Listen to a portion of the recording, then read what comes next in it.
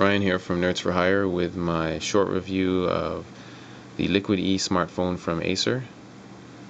First I'll talk about the hardware specifications of the phone, then some features of the phone, then some likes and dislikes, and then finally where you can actually purchase the phone. Okay, so the phone has Qualcomm's 768 MHz Snapdragon processor. It's got 256 megabytes of RAM. It supports 802.11b and G Wi-Fi, as well as 3.5G, also known as HSDPA 7.2 megabits per second.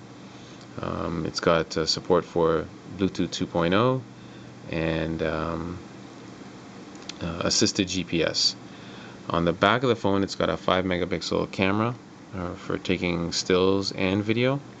The front of the phone is a 3.5 inch WVGA capacitive touchscreen for playing back high definition video at 720p. On the right side of the phone, it's got your standard volume rocker buttons, or up and down volume, and below that it's got a quick launch button to get into the actual camera. You press the button, hold it for a few seconds, and you get a haptic feedback letting you know that it's about to launch the camera application, which comes up on the screen. On the left side of the phone, it's got your standard on-off button, which also puts the phone to sleep. The top of the phone, it's got headphone jack, and on the bottom of the phone, it's got a mini USB jack for connecting it to your computer. On the face of the phone, it has no buttons except these touch-sensitive buttons. It's got the home button, quick search button, back button, and more functions button. Basically, this button gives you more functions depending on what application you're in. The screen is made out of, I believe it's glass. I'm not 100% sure. It could be a hardened plastic. The back of the phone is plastic, and it's kind of crunchy when you squeeze the phone. It comes off fairly easily to get the battery. You can see the battery there. It's got a quick latch release to get the battery out. Below the battery, it's got the spot for the SIM card, and to the right of that, the spot for the micro SD card, and it supports up to a 32 gigabyte micro SD card. So I'll put the case back on. Snaps on pretty easily. So now I'll turn the phone on. Push the button and hold it until you get a haptic feedback vibration. There we go. And now the phone will boot up. So I'll leave it so you can actually see how long it takes to actually boot up the phone.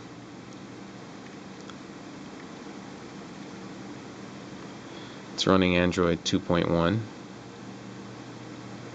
And once the phone boots up, I'll get into some of the features of Android 2.1, as well as some of my likes and dislikes. Okay, so it's just about to start.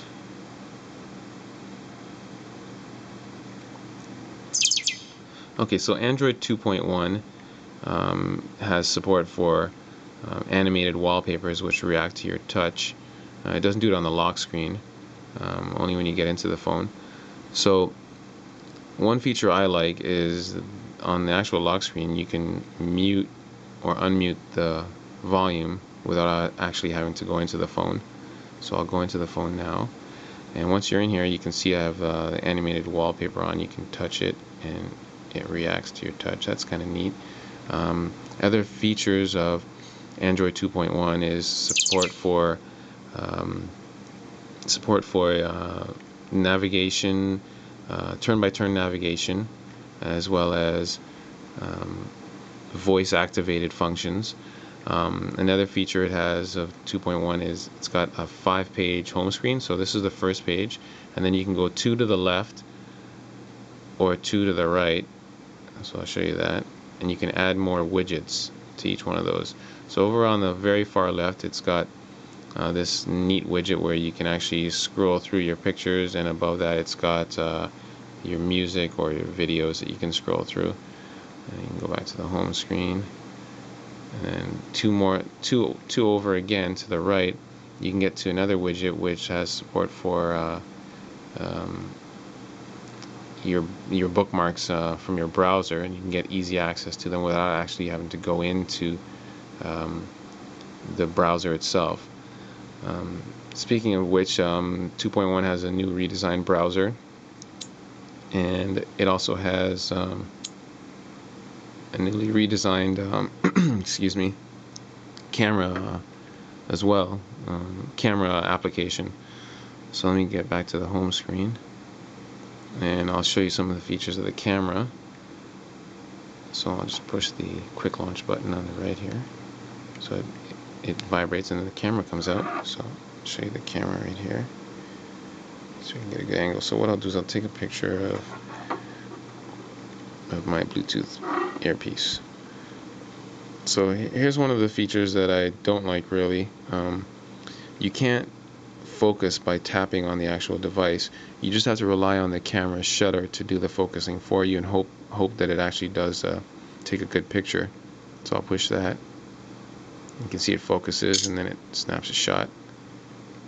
And then the other thing you can't do is you can't really review the picture from within the camera itself. You can quickly look at it, if I can get it to launch here, but I can't really do anything else with the more functions. I can't delete the picture.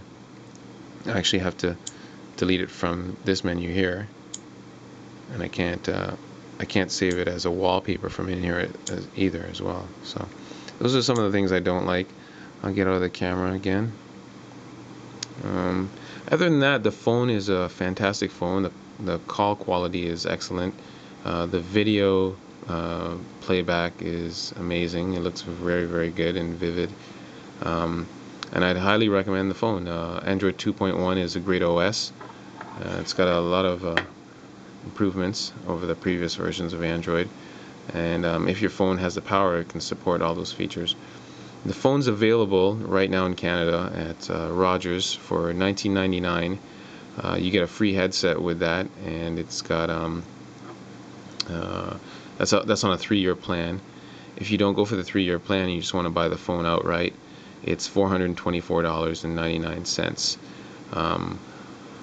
One other feature I forgot to mention was, which is kind of neat, if you don't want to have the screen on all the time, at the top of the phone it's got these indicator LEDs. Right now all you can see is the one from my messages, telling me that I have either email messages or text messages waiting. Beside that, to the right of it, you can't see it right now, but there's a battery indicator light that comes on if the battery's low. And to the left of that, there is another icon that comes on when you've missed a call. These are really neat if you don't need to actually turn the phone on. You can save power by just looking at the top of the phone to see if anything's actually waiting for you to take a look at.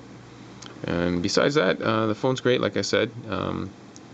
If you like my review, please subscribe to my channel. Once again, this has been Ryan Winsborough for Nerds4hire. Thanks for watching.